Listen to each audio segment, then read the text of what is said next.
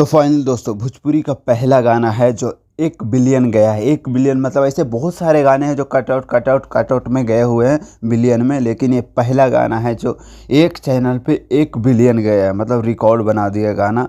ये गाना मान लीजिए तुक्का ही लग गया रितेश पांडे को।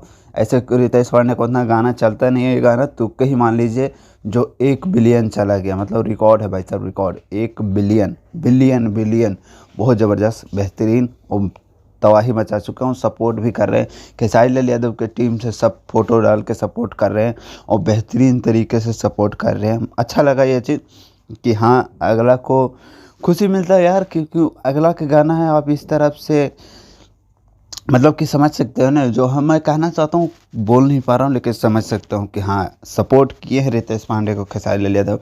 ये फ़ोटो शेयर करना इतना बड़ा स्टार कोई मामूली बात नहीं होता यार। दूसरा गाना के प्रमोशन करना ये छोटी मोटी बात नहीं होती, तो अच्छी बात है। ऐसे भाईगिरी बने रहे तो बेहतरीन लगता है। तो गर्व बात तो है हमारे लिए कि पहला गाना बिलियन एक चैनल पे पहुंच ही गया। तो ज़्यादा कुछ नहीं बोलता हूँ, लव यू बाय।